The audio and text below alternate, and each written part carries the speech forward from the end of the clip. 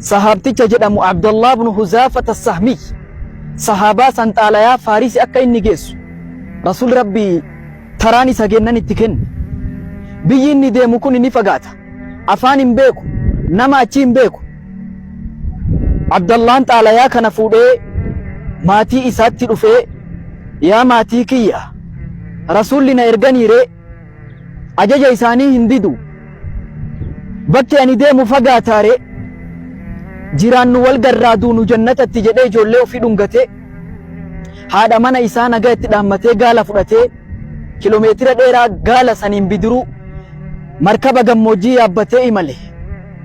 Deemee gaafa biyya Faarisii waggaa meeqa booda ga'u sahaabaan waan jettu, namni biyya akkasii biyya Faarisii biyya Ruumii deemu ka deeme dhabamaadha ka gale dhalataadha jedhan. Maal ennaani achitti ajjeefaman hin galan.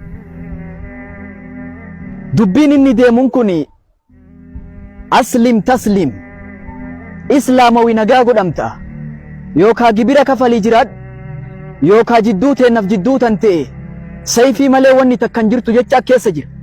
Yaa jaynummaa, yaa gootummaa Abdullah ibn Huzaafaa kana qabatee mootii gadaa sanitti namni akka rabbiitti sodaatu dura dhaabbate. Paarlaamaa seenee keessa taa'ee mootichi maaliin deemtanatti as kenni jennaan, Rasuulli kanatti kenne harka kan keetiin itti kenni naan jedhe malee namni biraa akkaan itti kennu nan ajajne, koottu harka keetiin narraa fudhadhu jedhe. Gootummaa inni qabu laal. Duba hayyee jedhee ittuma siiqee fudhate. Afaan waliin dhagaan kun Arabaa inni ajama. Nama dubbii isaa hiikutti kennee mee natti qaraa jennaan jalqaba wanni Rabbi faarsiti bismillaahirrahmaanirrahiim. Min Muhammadin ilaa maliki Furs. Nabi Muhammad irraa deemti xaalayaan gara mootii Fursii Kisratti jedhe. Yeroo kana dallanee aaree akka malee namtichi dadhabaan daciifni Arabaa kun akkamitti na tuffatee osoo maqaa kiyyan dhayin dura maqaa ufiidhaa jedhee luukii kanan ciccire. Akka Rasuul Rabbii mazzaqallaahu mulka, akka Rasuul Rabbii jedhe alayhi salaatu wassalaam. Yeroo kana Abdullah ibn Huzaafaa narraa baasaa jedhe. Abdullah hin baasanii aga inni aaree dallanee kaan godhatee asii achi fiigu.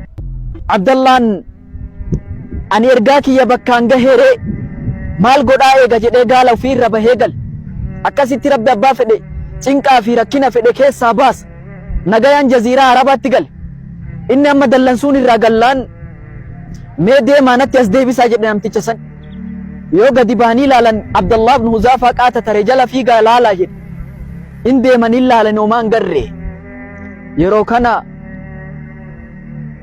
biyyi Yaman illee isa jalatti bultii xaalayaa mootii Yamanitti barreessee namticha na tuffatee nama natti ergee gatii kiyya qadrii kiyya buuse kana nama lama jajjaba itti ergi akka qabanii natti fidan godhi jennaan mootii Yamanii uf keessa rifatee nama lama gurguddaa qopheessee Nabi Muhammadiin barbaada jedhee Makkatti erge.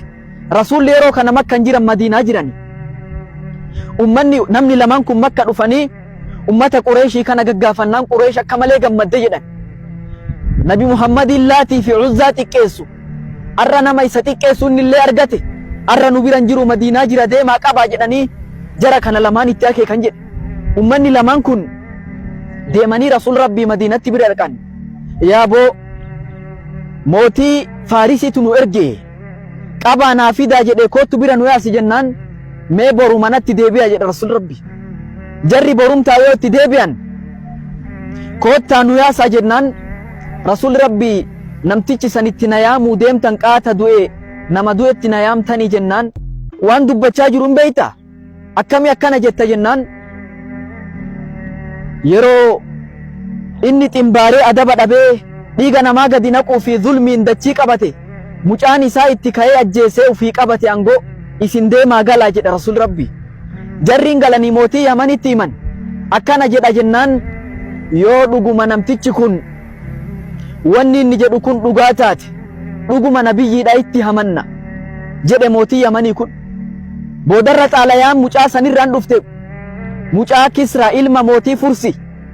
Ani abbaa kiyya inni dhiiga namaa gadi naquun inni qadrii namaa gadi buusun zulmiin dachii qabannaan anummaan ajjeeseere akka isa qaalii gootan anallee qaalii godhaa xaalayaan dhufnaan maal qaalii si goonaa miti dhuguma namni kun nabi Muhammad nabiyyiidha rabbi biraa dhufe jedhee itti amane jedhan.